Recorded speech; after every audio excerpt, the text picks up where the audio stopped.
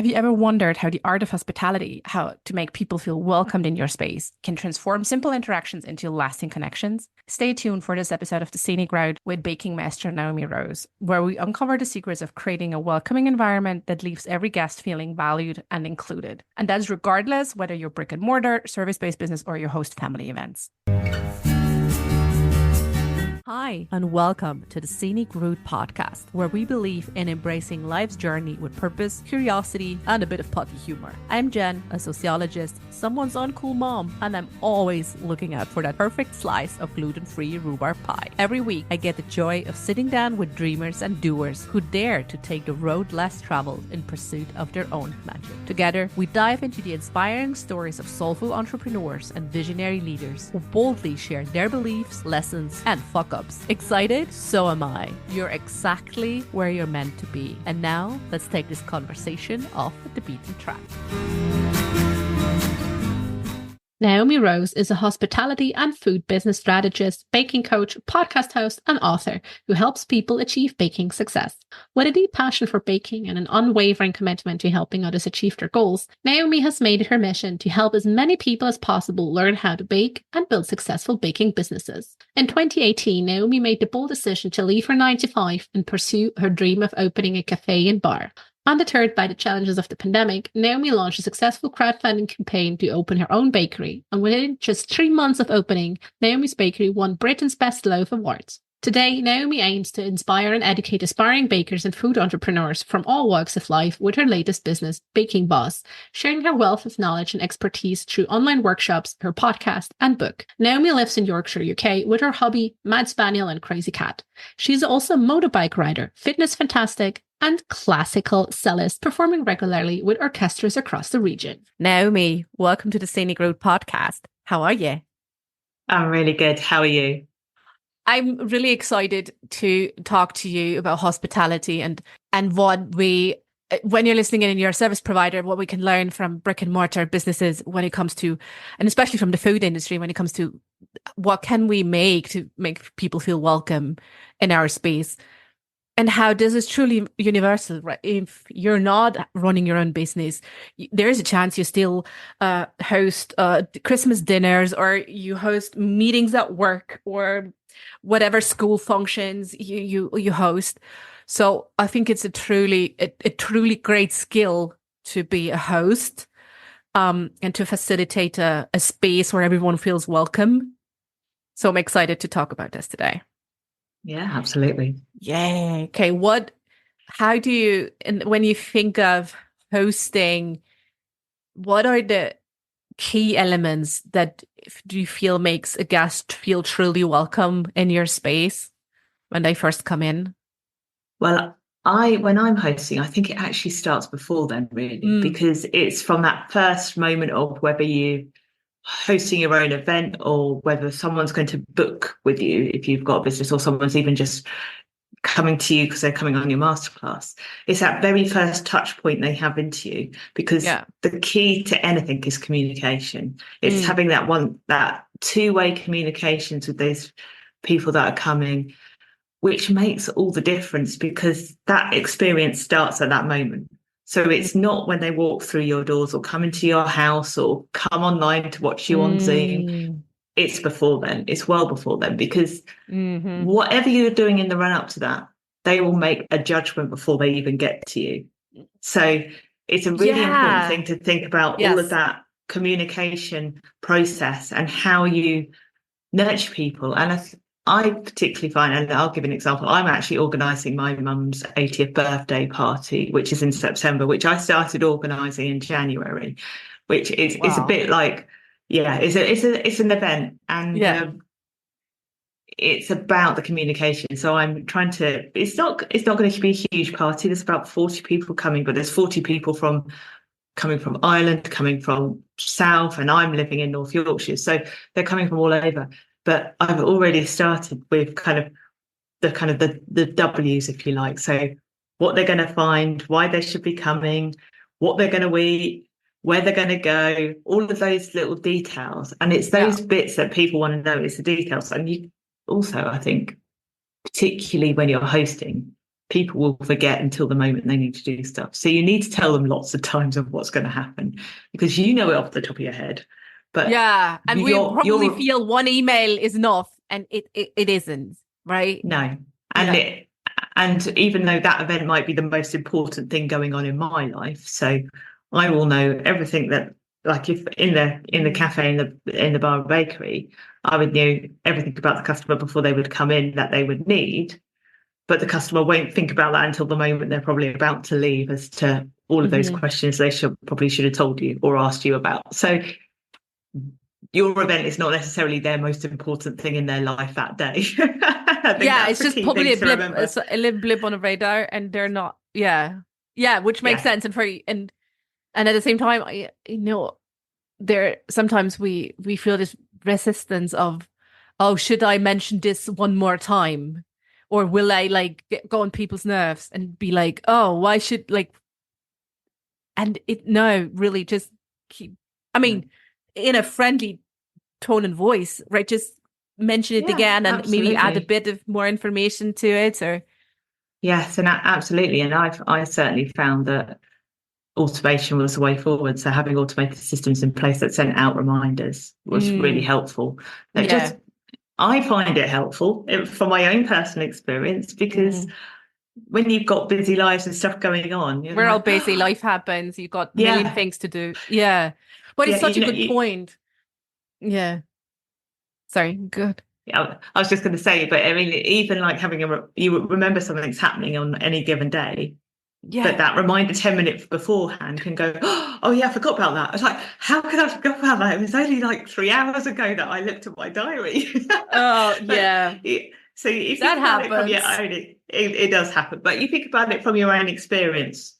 It's the same when you're dealing with any event that you're organizing, that Mm. person is probably experiencing the same thing, and they're trying to figure out where they need to go, how to get there, and all of those details, Yeah. probably running a few minutes late. And the more you can do to make their life easier beforehand and communicate with them, that will Yeah. be just, it'll make the event and whatever's going on so much better. They'll already be loving it before they've got there. Their expectations will be like, they'll be really happy to have had all Yeah. of that communication. You Yeah. see, we, like you say, we feel Expectation like, management, really, of people being like, yeah. this is what's going to happen.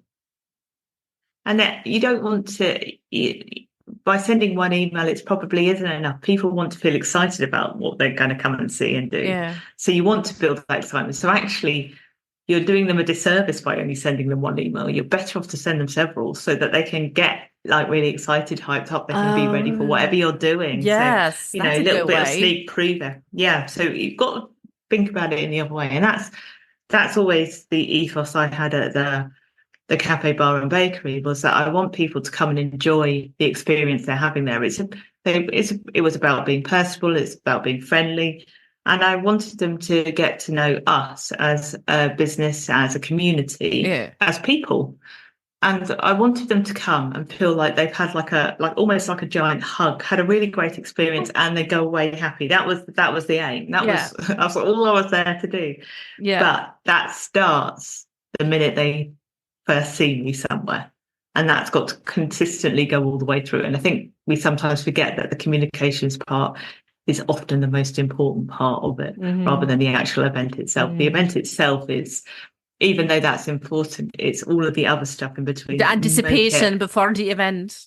Yeah, Mm. absolutely. I think that's such a beautiful reminder that we got to think about the way before, which also is tricky, right? I mean, you said it yourself. They know, then it starts from wherever they met you, and could be from uh I don't know, an ad in a newspaper, to your social media, to the word of mouth from someone. Like there's no way how you can control it. And then No. kind of like keeping it up, keeping a united vision of what you want to put out into the world, to then actually the event itself. And it just reminded me, we booked a hotel, I think it was 2 summers ago, in northern Italy. Um, and that was the best like anticipation period I ever had before checking into a hotel. It was like, it was so great. They sent me, I think, 4 or 5 emails And every email was different. One was about like activities, one was about food with pictures and stuff.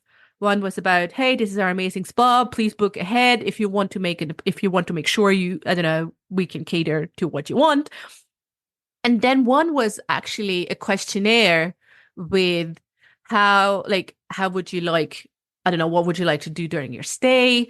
If you want to do kids activities, then you could say kids activities. And then they would I did actually the form like a couple of times because I wanted to know what's going to happen.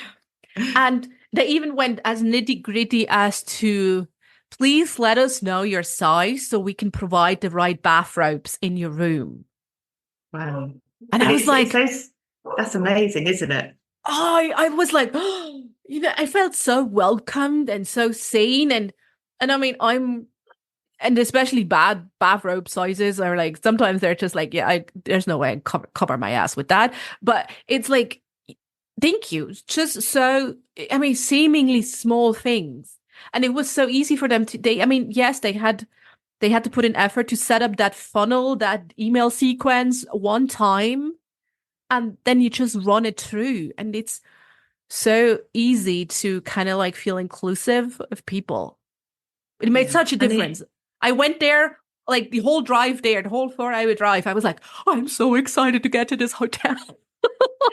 But it just goes to show actually how much difference that made. But the other side of it, from an operations point of view, from a business point of view, by setting up that one sequence that built that anticipation, you're saving yourself a lot of inbound questions coming back into you with people not sure what to do. And also people will probably spend more money with you. So for sure. We spend more money there than just like what we paid per night per room. Yeah, but because you were given all of that in advance, and it like we say, it takes a little bit of time to set up these sequences, but once they're set up, that's it, they run. And you don't have to do any more. It's brilliant. So again, you're managing your customers without having to do any additional work. And you're not having to manage every single customer individually in that same way because you've got that set up. And some people you will do. I mean, as a business, you do have to then have individual conversations with someone, particularly in food and hospitality, when there comes down to dietary requirements or special access needs and all of these things that you do have to think about.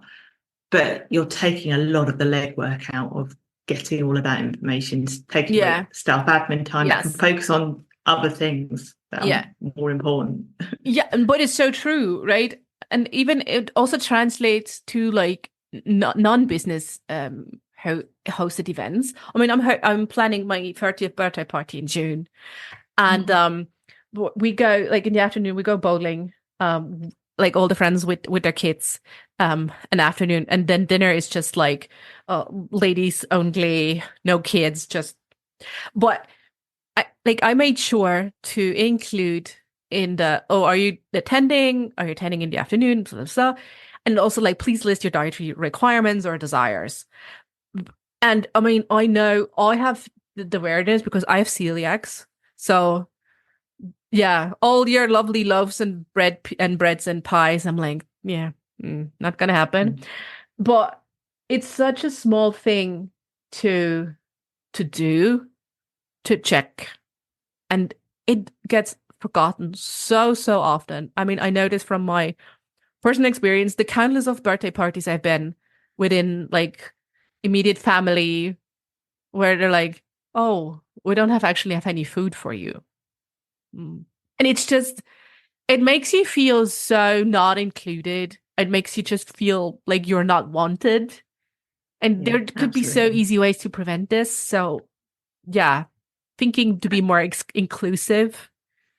Definitely. And I certainly found, and it was a big learning curve for me, because when I first opened the cafe and bar, we weren't going to be vegan or anything like that. We were going to have a couple of options. But we realised very, very quickly that there were more people that had dietary requirements than we realised when we first anticipated.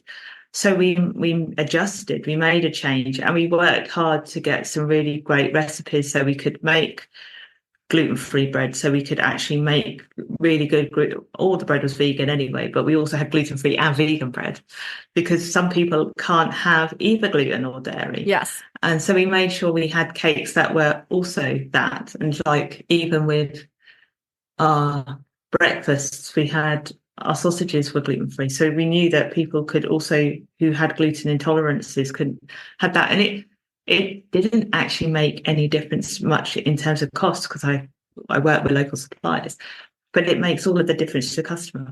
I always use these examples. So I had a bar and I don't drink alcohol at all. I haven't drunk for years, but I love cocktails. And what always used to really annoy me was when I would go out in the evening to a bar or something, I would get a drink in a different shaped glass because I didn't drink. And I'm like, why? Yeah. Yes. Oh, I know. Yeah. But you can make I know what some you're talking about. amazing. Like a kid. I always had like a weird The Coke kids kitty glass. shaped glass. Yeah. I'm like, what? Yeah, and I mean, I tell people I don't drink. I'm not ashamed of it or anything like that, and I have no problem with not drinking. It was just the way. It was just like you don't need to give me an inferior drink just because I'm not drinking. And you can make some amazing cocktails without alcohol. There's some incredible ones out there. I've had some incredible ones. Yes. And it's been a rising trend in not drinking, and that was one of the things. I'm like, when we opened the cocktail bar. Again, it was like, I don't want people to feel excluded because they can't have something. Yeah. And that's exactly. I make the experience as nice or like same or better when they choose or can't have alcohol or gluten or whatever it is. And it's a bit of a myth that the food is inferior because it's missing something. Actually, it's not true. I've just almost finished the series of Great British Menu here in the UK, and one of the chefs that got through to the final without giving anything away was actually a vegan chef. He did the whole menu vegan, and I've eaten some fabulous plant-based, shall I say, because that's actually the technical term they call it now. But I've had some fabulous vegan food, and actually. I've often, if I've gone out for a special dinner or it's been a set menu, I often ask for vegan because I want to see what they've got. So I've had some really, and I'm a vegetarian, so I've had some really dodgy vegetarian food where, like, my biggest irk is living in North Yorkshire. We've been sampling all the Sunday roasts in the north of Yorkshire because we are known for our Yorkshire puds up here. And I have literally, when it comes to vegetarian Sunday roast, there has been a right old mega mix. Some of them are fabulous. Some of them are like really great. You have Wellingtons and all sorts. Lovely. One of the weirdest ones was called a halloumi roast. I was like, okay, that halloumi and gravy, that sounds a bit odd, but it could be a northern thing. I thought, I wonder what a halloumi roast is. It was literally slabs of halloumi. It was the weirdest thing. So I had a full roast dinner just with slabs of halloumi on the side and no meat. That's it. Yeah.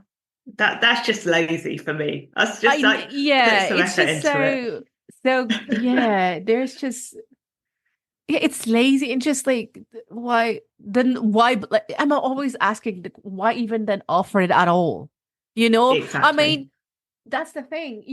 I don't care if you're upfront and say, we're like meat only, deal with it. I'm like, cool, I can decide whether to go there or not, fine, right? But if you're like, oh yes, we also do like, I don't know, vegan and gluten-free and blah blah blah, and then you go there and you're like, why even bother? Like, just don't do it. If you hate doing that, just don't do it. Yeah, absolutely. And there are some restaurants that absolutely say we are this. We cannot accommodate that because we are not set up to do that. I'm like, good. I know that. I'm not going to be your customer. I'm not the right person for you. There's plenty of other places that I can go. And I'm fine with that. But somehow people are feeling the need that they need to serve it. If you're going to serve it, do it right, is my view. If you're going to serve it, make an effort to do it because you'll get known for doing something really well. And there's a lot more really people that want that. And I think it's an important lesson, right? We're just, if you do whatever you serve with everyone in the house, just do it with the full heart or just don't. If you just feel like you should include whatever, in your Christmas dinner or in your service business or whatever. Just don't. Yeah. And one of make the it things I clear. actually, yeah, make it clear.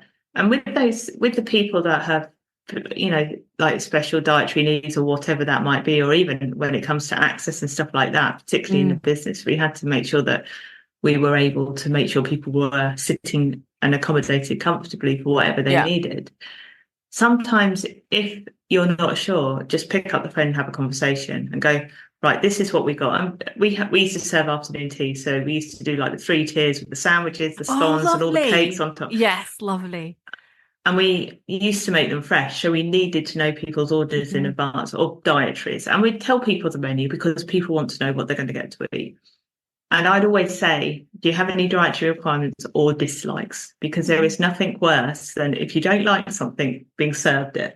So I always wanted to know what people's dislikes are.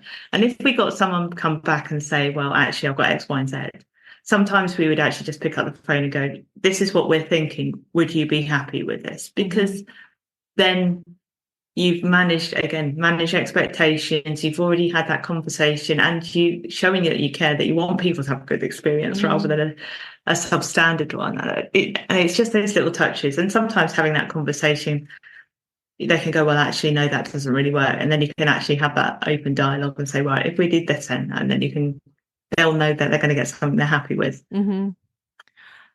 I can already hear, I know that everyone listening is not in that category, but I know from this inclusive talk we're having, you and I are having, I know, like I had this in other situations in my work or in private life where it's like, oh, but it's so much effort. And then everyone comes and requests vegan, gluten-free, blah, blah, blah. And we can't handle it. It's too much work, blah, blah, blah, blah. All these excuses. Like how from a business, from a, like really like a cost and business perspective, isn't that just like ball of horse crap? Yeah, I mean, you can. I mean, I have had people that have had come into my business before and have got a laminated card of all their allergens. And I'd have to say, I really do not feel comfortable serving you because my kitchen has, and I was as a legal requirement anyway, and as a conscientious business owner, we have all of those products that are allergens in our kitchen, and we have to tell our customers that, and we do tell our customers that, particularly people that have allergens. And often I hear now that people, particularly in some coffee shops, will ask whether you're having a specialty milk or something if you go to have coffee, whether it's a dietary or a preference, because there is a lot of people that just choose preferences. But there are some people I would absolutely say, I do not feel comfortable serving you because I cannot guarantee your safety when you've got this many allergies and issues within my environment. And I'm not just talking one or two, I'm talking a good list of at least 10 to 12. And it was laminated, it was serious. I'm like, you could probably have a glass of water and I would feel safe. But it's on you if you eat anything. What I can tell you is what we've got. You can then make that decision on you. We can tell you what the ingredients are, and but if you're that sensitive to food, I cannot necessarily guarantee you're going to go away okay, because I know I've got those products. So I think there are some things, and I think that one of the most challenging allergens I had was citric acid, which is a really, really bespoke one. And it's not one of the listed ones that you legally need to know about.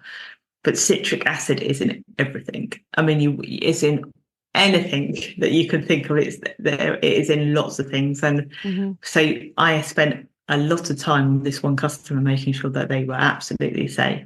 And probably at the end of it, it wasn't worth the money doing it, but she was part of a bigger party. So it was a really difficult balance to actually kind of go, I don't feel that. But again, I had that phone call with her beforehand and just checked. But when she actually arrived, this is what we got on the menu. Are you happy with all of that?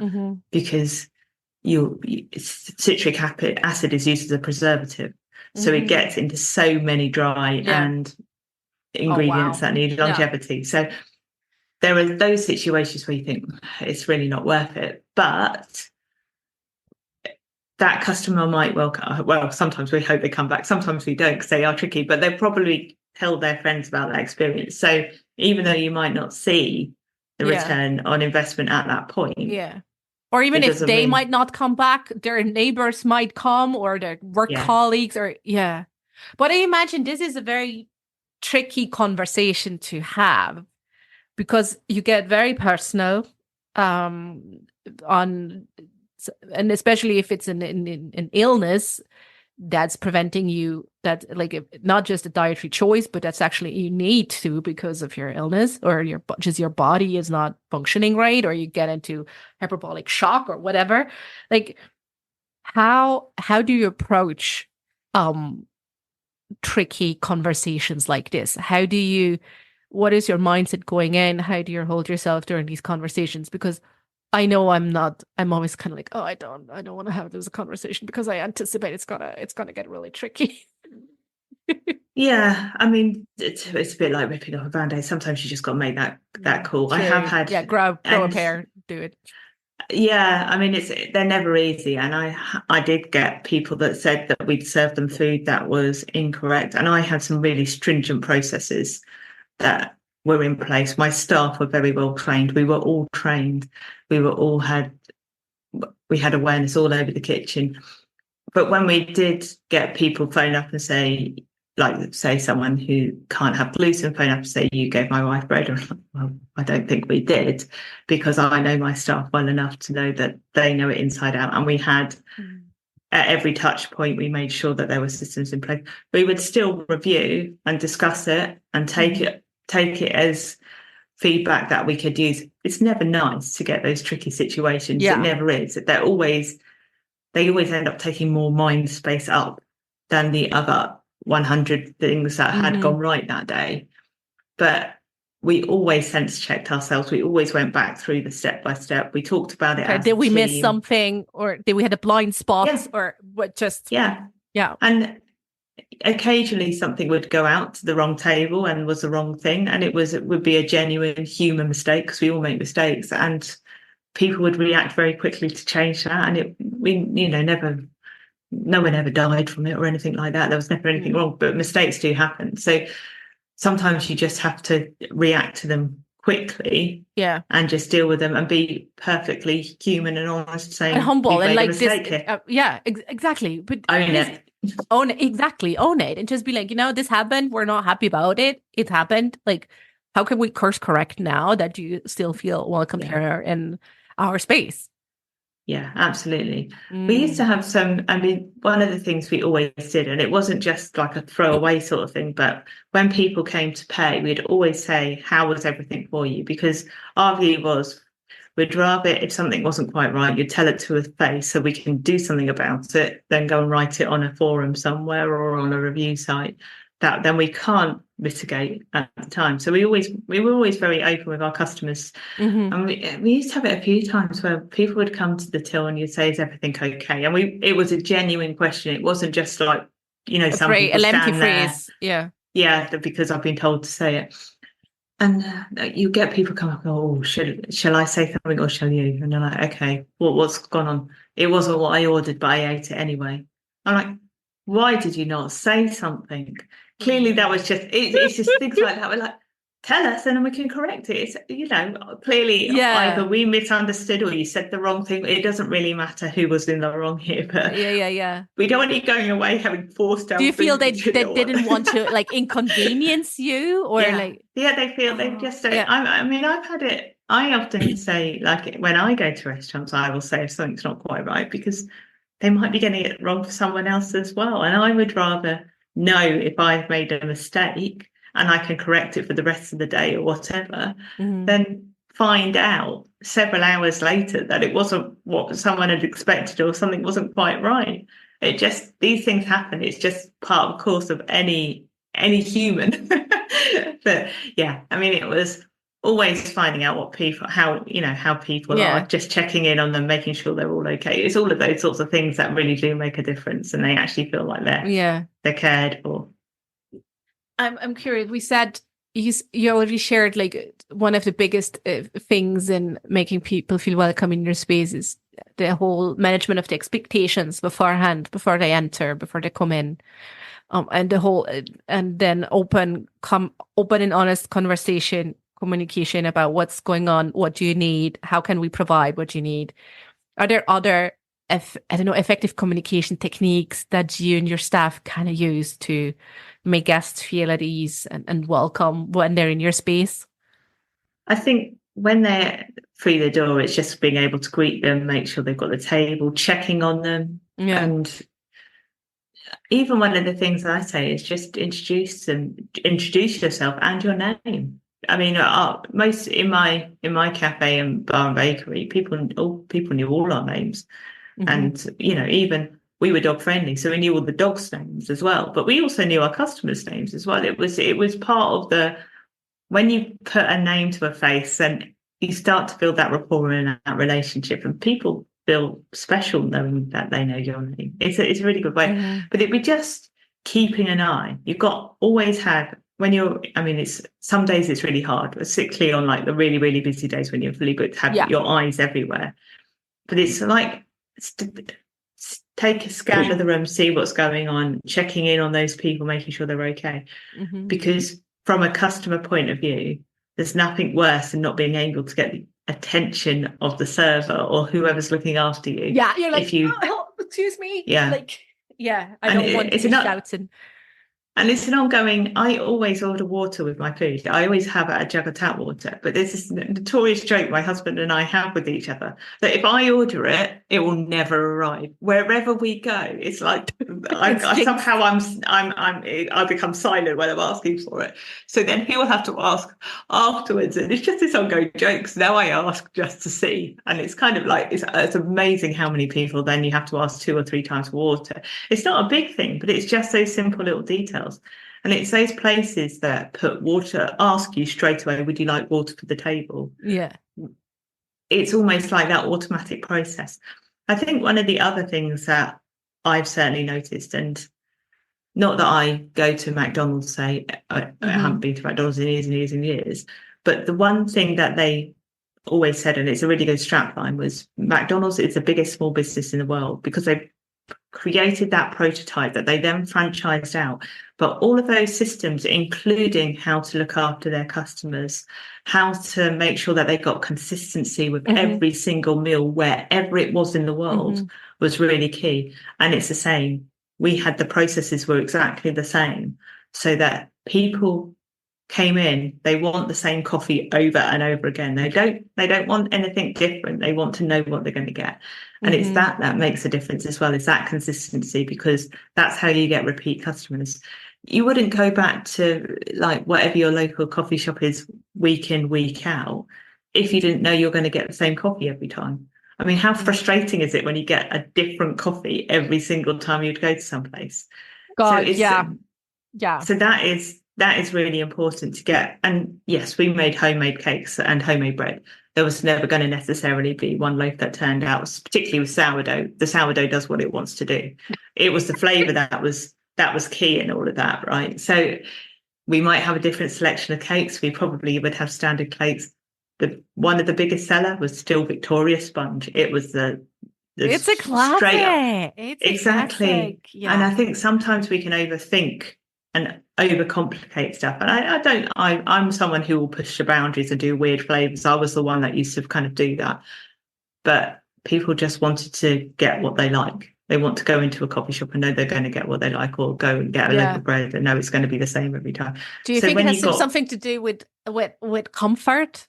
Like, because it's everything, like our entire world is so uncertain, especially the last couple of years, that it's comfort to know the Victoria sponge is going to taste like the Victoria sponge has to.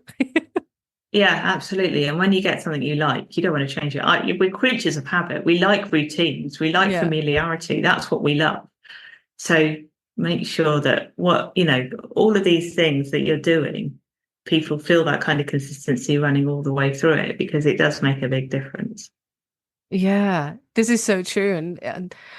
And sometimes hard to translate when you have different people working, or you have it's a stressful day or whatever, and But I mean, I just had the memory come to mind where I once had this like there was this new coffee place in town and they had a fantastic flat white. And the next time I went in, it was just basically milk with I don't know, it was coffee flavored milk. Like it was just bad. And I'm like, oh no, I was so excited. Yeah. And like I never went back. That one silly one time.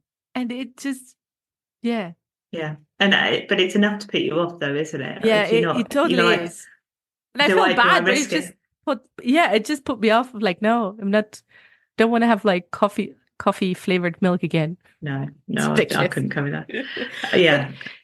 And also maybe going back to the personalization, which I mean, if which makes sense if you're a small, like if you're in a family event and then you greet people by name, and yeah, everyone's like, oh sure, that makes sense. And if you're in a small business, a small bakery, it's probably more effort. But even, I once hosted an online course, and at the beginning, I mean, I couldn't greet everyone, but I just noticed, oh, now like Anna is logging in, or like whoever is logging in, and I just named a couple of people to be like, this is the kind of atmosphere or vibe I want to have here. We're personal. We're just kind of like setting the bar of like, this is how I want it to be. And it's just really crucial. And that's also a funny anecdote that comes to mind when I was teaching online marketing. My first lesson would always also be like expectation management of what you're gonna go, what you're gonna accept in this class, what is the bar, what we're gonna do and what we're not gonna do. And just kind of like have everyone on the same page. And it was more effort at the beginning and it was uncomfortable to kind of like draw the boundaries.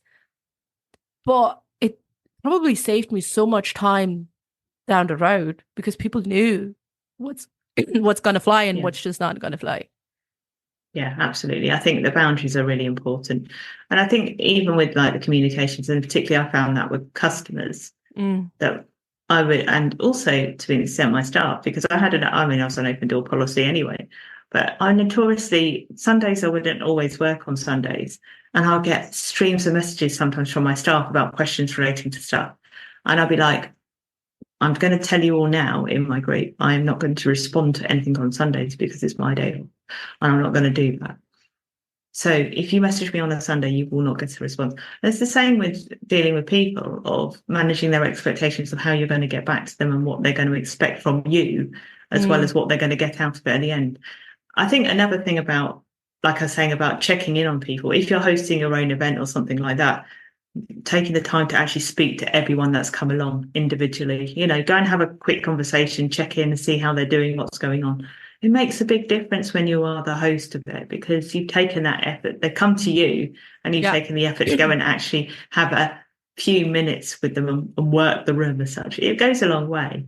And I often think, like, if I'm going to an event, having something to take away at the end of it, or something that, even if it's not a physical thing to take away, but feel like you're going home with something, is always a really nice touch, because then that keeps it in your mind as a really good event. It's kind of in your head or something like that. Oh, yeah. Yeah, absolutely. It's always interesting how, there's this, and like sometimes you cannot control what will stick out to the customer as this one thing. So you just, you try to do everything and sometimes it works and sometimes it kind of doesn't work. And you just have to also probably be really quick on your feet to course correct and just be like, yes, okay, this went wrong. Let's try something else. Let's kind of like double down or go with that. Yeah. And I was going to say, I'm a classical musician as well. So my sideline is I play in orchestras and I have done for years. But I'm on stage quite regularly. I go and perform quite regularly. There has not been one concert I've ever done where everything has gone smoothly. There is always something that will go wrong. Yes. The key is just to keep on going, because you will know, but they out there won't know. I mean, I've had it where soloists, when I'm playing in orchestras and we've got a soloist playing at the front who've lost their place, and we know they've lost their place. Yeah. You just have to keep on playing, just keep on swimming. Yeah. People, and it's how you respond to that. If you get into a panic and think, oh, something's gone wrong, something is going to go wrong. Every single time you do an event, something won't go at the way you want it to go. It's just the nature of the beast.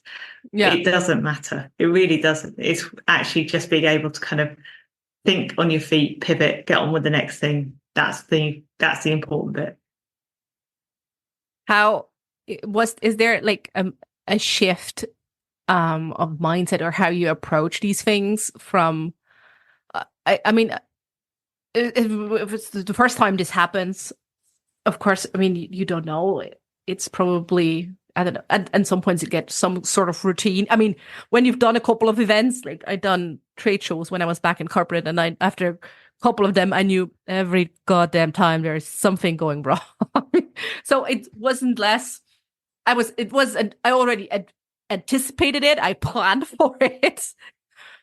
But how, especially, like, do you really just like generally, if you plan something, have an emergency protocol that you can rely back on? Or yeah, I mean, how do you hold yourself?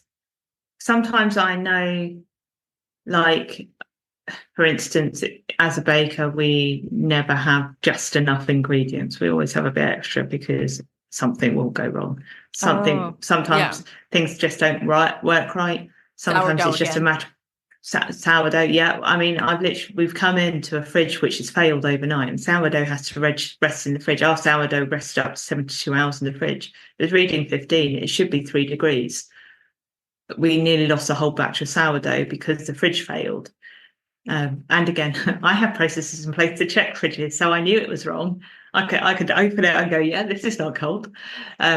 I mean, thankfully that we didn't lose all the sourdough. Actually, didn't come out the shape we'd like, but it certainly was fine in terms of being able to sell it. But sometimes these things just happen. You have to learn how to think on your feet. Sometimes you have to learn how to be resourceful. If you're I've been in the middle of service and things have gone horribly wrong. Like I've had power go out in the middle of service, and it's like the worst nightmare, particularly when you're stacked and you've got the tickets on the board. Sometimes things just happen, or your staff comes in, they've cut themselves or something like that.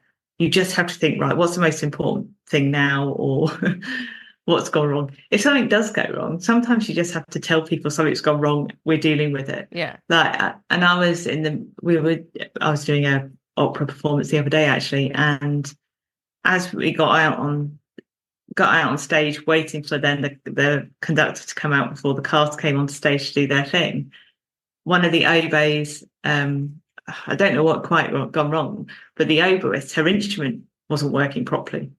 Oh, right. And she's very key. There is many solos in that piece that involve the oboe, so it's like, so someone just stood up and say, we're having an oboe issue. Can you just bear with us while we sort this out? Anyway, we managed to fix the oboe and carry on. But sometimes it is just kind of saying, if there's something that's not going right, or in my world, when I get too busy with orders, tell the customer they got to wait. Yeah. Because are we naturally, like, are some of us naturally born calm problem solvers, or is there a way we can learn to be more quick on our feet, to be more calm during stressful situations? I mean, I'm known for being, even though sometimes my husband will know when I'm panicking because he lives with me all the time, so he'll know when I'm in panic. But you know, we've had incidences where the microwave caught fire in the kitchen, and no one would have known behind the scenes that we opened it up and, oh, look, it's on fire. It's fine. Quick, it's fine. We'll chuck it out the window. We'll carry on. I mean, sometimes it's literally keep home and carry on. Yeah, literally it is. And, you know, it's still in service. Okay, we've got a spare microwave. Let's carry on again. So sometimes you are able just to deal with them. Sometimes being in those situations, it's a bit like practice. You just have to take a deep breath, have a step back, have a think for a minute. Yeah. And then work out a plan of, My cafe bar and bakery was named after my grandmother, Elsie May, because she always wanted her own tea room. But it was actually the reason I named it after her, because her ethos was she was very positive, but she always looked for solutions rather than find the problem. So it was, you had to have that kind of mentality of, right, okay, there's going to be a choice here of what I do next. I just have to decide which one. Energy, my focus on. Yeah, moving forward, not worrying about what's just happened. Let's focus on what comes next, because you can't control what's just happened. It's happened. So you just have to keep, what's the solution? What are my options? How do I move forward from this? And there is always an option. It's just working out what the right one is for you. And I think that it takes practice. It's not easy to get that. It takes having gone through a few of them. And again, like I say, I've been performing on stage since I was about 6 years old. So you learn how to cope with the unexpected in public ways when you're doing that. But in some, it didn't just come naturally on the first attempt. It took time. And you just have to take each experience as a learning curve and what you can take on to the next one. And probably really you gotta do it, right? You can't probably mentally strategize. Yes, you can have backup emergency plans and whatever to do if XYZ, but it's probably, you just really have to live through every single shit hits the fan moment and be like, what we're going to do now. Yeah, absolutely. And sometimes you have to ask for help. I mean, that's sometimes our biggest problem, is that we don't know how to ask for help. And I watch it so many times, particularly if you're hosting and you're watching someone in the kitchen, and I'm a guest, and I will naturally go in and go, what Can I help what you? do you need? Yeah, and I think it's sometimes even saying, not even how can I help you? It's like, what needs doing? It's giving them the right question, because can I help you? Yes or no? Yes. Where it's a, what do you need doing? They have to give you an actual answer rather than a yes, no. So it's an open question. So that would be sometimes, my staff would tell me off for doing it, because I was always like, no, I'm fine. You're not fine. What can I do? What needs to be doing? Yeah, what's going to get this out the door quicker? And sometimes you would need someone to basically kind of go, I'm here to help, let me do something. And then you suddenly, when you get someone helping you, everything comes a bit easier. Was this a big learning journey for you, to learning how to ask for help? Or was it? Definitely. I mean, I'd having come from a corporate, sort of more of a corporate background, and I used to manage sort of digital teams. So everybody had quite a specific role and job, and delegation took me a while to learn, because I've always been very independent. So as I grew as a manager, I learned, and again, this is probably a mindset thing as well. By delegating, people are learning skills and knowledge that will help them further their career if that's what they want to do. Not rather than me doing it all the time. And I knew when managing digital teams, there were jobs I couldn't do that they could. Like, I am not a web developer. I can read basic code and I could write basic code, not to the level they could do it at. Yeah. So I don't need to know how to do their job for them to do a good job. I need to give them the direction and the environment for them to exactly. To do a good I job. needed to make sure they had the right tools, the right motivation, they had the right information, so they can move forward and do their job. When I went to running my own business, of course, it was like I learned everything, because I was learning from the ground up. I had 17 staff. There were things that I had to delegate to them, because I could not do everything. And it took me a good year to really learn how to let go of stuff. And even stuff like I would go front of house, I would do the kitchen, but actually I had to kind of go, I'm the CEO of this business. It's my job to lead the ship. I can't do that if I'm serving coffee all day. And I don't need to be the one that trains all the staff in how to serve coffee. I need to make sure that my front of house manager has everything that they need to do it, because they're the ones going to be doing it day in and day out and being in front of the customers all day. So why don't I give them the tools that they need to do it, so they can develop and learn new skills that will further them in their careers, just like I wanted to do. Yeah. And it's so frustrating as an employee wanting to do more, wanting to learn more, wanting that, has that ambition, that is not being able to do that because someone is blocking them from their perspective. And that's what you have to think about, is how did I feel when I was in that position? So I had to have a bit of a sit down and a chat to myself and go, hang on a minute, you're doing the wrong job here. You need to be back in the CEO box. Yeah. And sometimes you'll be like, I'm not doing it the way I'm doing it. Did it matter? No. Was it still the right result? Yes. So sometimes it's just a different flavor of service, and it's fine. Clients, customer loved it. Everyone was fine. And I don't know everything. And I didn't know going in to open a cafe. I came from a corporate world. I had no idea. Yeah. I had no Scooby-Doo of how I had to do to open a cafe. Or I never run a food service before, ever. I didn't know how to make scones. My customers called my scones rock cakes for a good few months because my staff were better at me than making them. I learned how to make them because they helped me. They helped train me.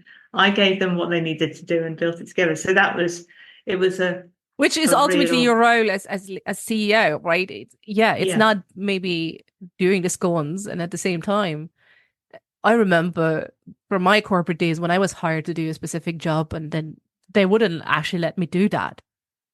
I'm like, why do you even hire me in the first place? I mean, you hired me for my expertise, and now you're like, no, better yourself. Well, there you go. I mean, sure, you did then. And whenever I've employed people, even in I've employed and managed a lot of people over the years, even in my own business, I wouldn't necessarily look to see whether they could do the actual job. I would look to see what their attitudes were, what they were looking to do, whether they will be the right team fit, because you can teach the people the skills they need. And I find it so frustrating, and I found this a lot. The industry, recruiting people, generally changed, where we've now become feeling the need. We need to recruit people that can do the job standing on their head before they've even got in the door. But 15 years ago, you would recruit people that were 80% able to do the job, because the 20% is what would make them stay, because they would get to learn and grow and move on. Yet somehow we've come into this world where unless you're overly qualified, you won't get the job. And it's wrong. It just feels so inherently wrong, because what are you giving back to the people that are working for you? And it's also that's creating dissatisfaction, right? You have no learning, you have no personal development, there's no perspective. Yeah, that's insane. And it was one of the and it's one of the big things whenever I was employing anyone was, in a cafe environment, there are people that will come just because they're earning the money, but they learn skills while they're there. They learn things that will help further them in their career. And I had people that went on to better jobs afterwards, that had gone on to do other things.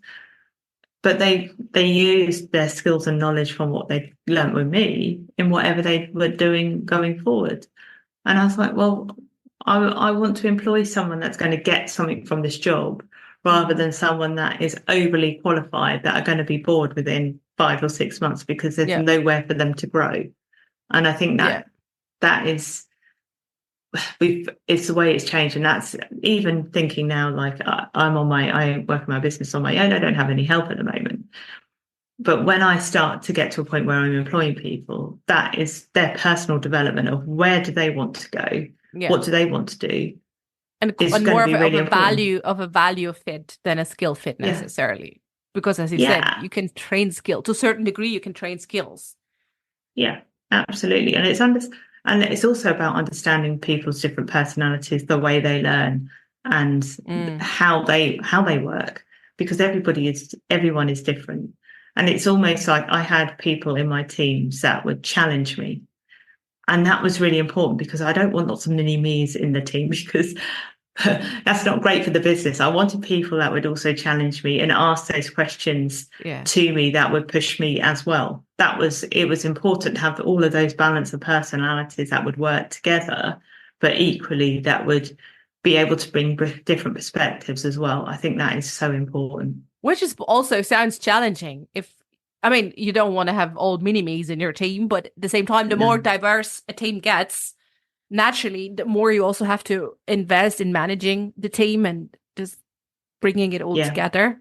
What was your approach on bringing people together who have very different backgrounds and personalities and experiences? For me, it was about people knowing each other and understanding each other. So in order to work together, they had to really understand how they could work together and what they needed. And sometimes it would be a matter of me explaining and maybe giving them the information. I had people that would stand up in front of an entire room full of people and ask a CEO a question. That's in my previous business, that they would have no problem in standing up in front of 200 people and asking the question that everyone wanted to know the answer to, but didn't want to ask. And they would just ask it as blunt as it should be said. And I had people like that that was one of the people in my team. And then I had other people that were quite quiet and reserved and had a very different approach, maybe a bit more of a creative way sometimes. So it was a matter of kind of using the team and their strengths together. So getting them to understand and know each other, getting them to understand how they worked, how they learned, how they did different things, and bringing them on the journey with you. So it was about being, like we're talking about inclusion. I work collaboratively. I can't say that word, but no, it's a terrible word. I'm not an autocratic leader. I'm not someone that will go, this is how it should be done and this is the way it should be done. I like to learn from other people as much as I want them to learn from me. So I bring the team together by getting them involved with different ideas. And you are going to have difference of opinion, absolutely. But I think it's having that open mind to accept that there are people that might do different things differently to you. And do they work sometimes? No. Do they work other times? Yes. And it's just being able to balance that. Yeah. And it can be tricky with the team, but I also, even before I would even employ someone, I would actually get them to trial with the business, come and meet some of the team, because I wanted to get their opinions, because their opinions were just as important as mine. I wasn't going to be the one doing the doing. And we all know that sometimes when someone's in front of the big boss, not that I was a big boss in that sense, but they behave very differently from when they're actually around a team member. Yes. Yeah. And what I saw and what my staff saw, and my staff were very open with me as I was open with them, I would get like quite blunt and very honest feedback about people as to whether they thought they were a good fit and or not. you took that into the hiring consideration. Oh, completely. If they were like, no, they were no, and I'll be like, it's never gonna work. It will never work for the person that I'd be employing. It will never work for the team. So if they were categoric, I don't think so. And sometimes I would have people where I'm not sure, and they'll go, I really like them. I'm like, okay, well let's put them on probation. Let's give it a try and see. Yeah, they might have seen something that I didn't, and I have to be that open-minded about it. And sometimes I was right, sometimes I was wrong. And again, sometimes it is just about being able to take in different opinions. And as a leader, you have to gather the information and then make a choice as to what the right path is for you and your business. Yeah, I think you have to be humble enough to, and as you've beautifully illustrated, to be humble enough to let in like other opinions than your own and other experiences. And then at the end of the day, you still have to make a decision, because that's what's asked of you as a leader, that feel right and for the bigger picture you want to achieve. So yeah, I loved how you said that you're working collaboratively with your team and putting them into decision. That's exactly how I led teams in the past. Of just really, we're on this together. We want to achieve this, and I'm not. I don't know. I don't want to be the dictator behind the steering wheel. Like, we're doing this. But I wanted people to enjoy their work as well. I didn't want it to just be, I'm going to another job. And to the world of hospitality, particularly, people think it's an easy, I'll get a job as a waiter or a waitress, or, I can do that. It is hard work. I would never say this is an easy job. Oh God, no. It is physically and mentally grueling. If you are not exhausted by the end of a Saturday, there is something wrong. I mean, some days I would be so tired I would come home and just cry because I was like, I need to let it out somewhere. But you know, some Saturdays would get to the end of the shift, and particularly when I had the bar as well, I'd try and make sure that people couldn't do double shifts because it was physically too exhausting for them. Yeah. So sometimes when you got to the end of a Saturday night, you'll be cleaning up about 2:30 in the morning, and you're like, my feet are absolutely pounding. Yeah. So you've got to kind of find ways to keep people motivated and brought on with you and enjoy their jobs as well. And I think that's what's really important, is just to kind of have that radar of how's this person doing? How are they finding it? What do they need? And even though you might kind of think, oh, I think they need that, if they tell you no, or they don't, and they're okay, you just have to go, okay, I'm seeing something else, but you're an adult and you can make that decision for yourself sometimes. So you have to just kind of trust people. And absolutely. Yeah. So we've talked a lot about how can we be a better host, how can we create better environments to make people feel welcome. So maybe to round this up, what can we do? We're not, every one of us is a host at some point, but absolutely 100% every one of us will be a guest one way or another at some point. What can we do to be a better guest? Oh, that is actually a really good question. I think it's just showing, a lot of the time it's just showing appreciation and communicating back. Sometimes it's being able to give that honest feedback as well. I think like I said, as a business owner, it's so frustrating when someone doesn't enjoy something and they go away and say something to someone else, and then you find out later.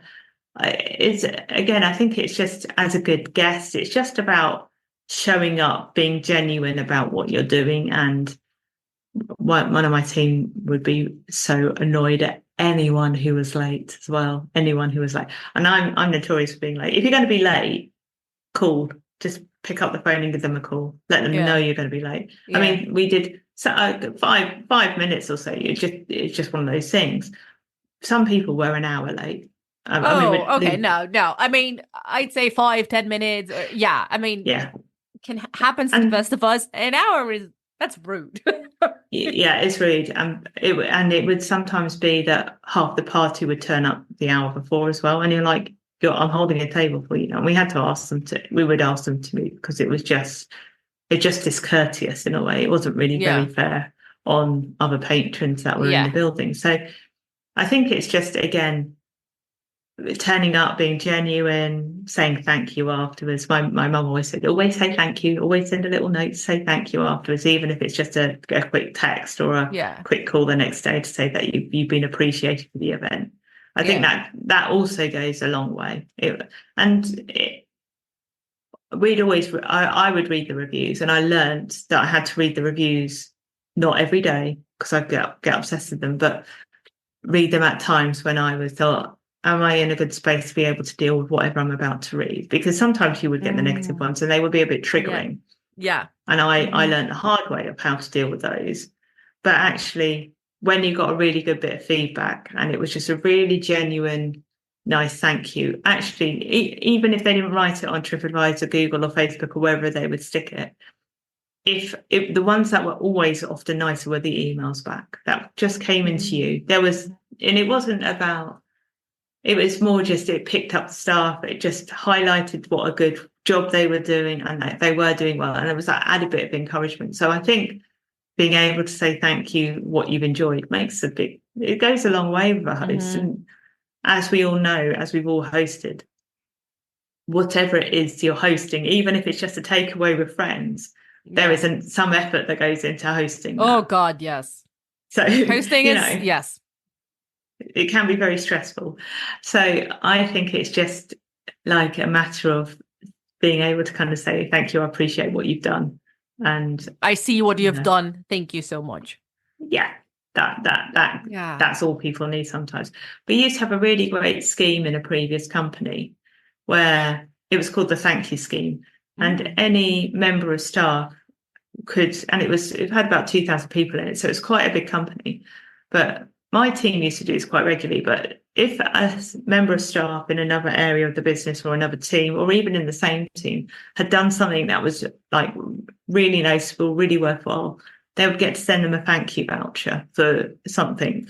So it could be like a £10 or £20 voucher. Yeah. The amount was nominal, but it was almost it's not really about the amount, right? It's not about the amount at all. It wasn't about the money. No, Yeah. it could be just be a little thank you email or thank you. But it was a real boost to say, look, you've done a really good job. You've gone out your way to help us here, and we really appreciate you did that. So I think sometimes even just that kind of quick message. That's something nice to implement, even in your family at home or something, you know, like it could be really a nice way to implement that. And I feel, we're quick to complain when something's not great, and rightly so. We should say something if we're not happy with it, but yeah, we should equally express when we're really happy with a service or with something and express it. Definitely. Yeah. I absolutely agree. If you're really enjoying something, tell people. I mean, how much joy does that bring to everybody if you're actually telling people about that experience that is good, and telling the person that's created that experience for you. And that's a beautiful reminder. Yeah, one of my mentors did a launch recently, and she actually puts post-it notes of everybody who's joining our course on her windows during that launch phase, because she's, and it's a big launch. She gets lots and lots of people taking part, so all of her windows are like covered in post-it notes. But she's like, these aren't just numbers to me; these are actual people. Yeah, and I really appreciate every single one joining me, and I want to make sure I know who they are. So, you know, it's in a way, it was just a really nice touch to kind of go, I appreciate you, so thank you for being part of my world. So I do that with every thing that comes into my mailbox, whether it's a sale or it's a sign up to a newsletter. I'm like, oh, okay, thank you, and I see you, and I acknowledge it. Like I make a design, like an aligned decision to be in the moment and acknowledging that person, investing their resources to be in my space, just as a thank you, because people are doing that and it's amazing, and it's always nice to show gratitude for that. Yeah. And another thing from a guest perspective, which is less relevant in the cafe world, but certainly one from my having done a lot of parties over the years, is actually sometimes as a guest, it's just asking if someone needs help at the last minute, like just before the event, because that's when the crunch time happens. It's when, like, I used to be in events anyway, but like when I've organised weddings or christenings, I have a big family, so there are inevitably weddings and christenings at all turns. But it's usually the last 24 hours where the shit hits the fan and everything's kicking off. And you're like, is there anything you need from me? Because I've got some free time today. And some people are like, yes, please, I just need you to bag the sugared almonds. And it's like, I mean, who has sugared almonds at weddings anyway these days? But, you know, it's those, there's always what needs to be done. Yeah. And notoriously as hosts, and I am a victim of this myself, I am totally overambitious with my timing. So sometimes having that one person reach out to go, is there anything I can bring? Have you missed anything? Do you need me to get anything? It's like, yeah, can you just bring ice cream? We're like, oh, yes, you're my lifeline. Thank you. Yeah, exactly. I'm never going to get out because I'm making 10 pots of food and I need a dessert. I haven't got time. Yeah. So, yeah. Oh. Okay, yeah, reach out before if you have the capacity to do so, and offer help. Yeah, absolutely. Yeah. Well, Naomi, thank you so much for letting us in and to how the world of hospitality and how you manage, and your philosophy of leading with grace and being humble about yourself, and being able to teach and let others teach you. If people want to know more about you or work with you, how can people find you online? Where you hang out?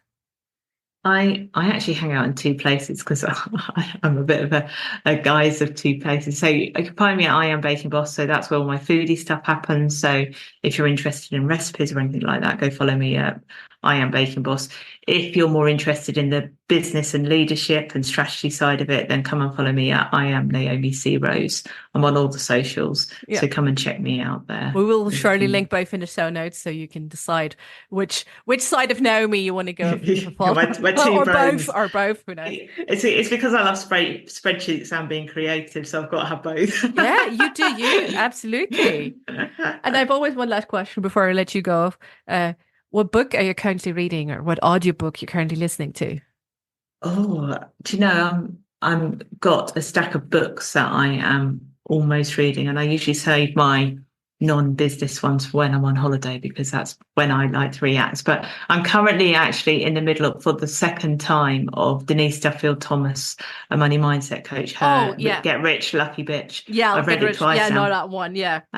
Which is really fantastic. I'm actually listening to a couple of different podcasts at the moment as well, though. So my audio version of podcasts, because as you can guess, I love listening to podcasts, but I often listen to Denise actually on the podcast. Sometimes if you're in that kind of, I need 5 minutes of Denise just to talk to me about my money mindset, then I get into her. She has a special vibe. Yeah. She does have a special vibe, and I just love her kind of bite-sized top tips.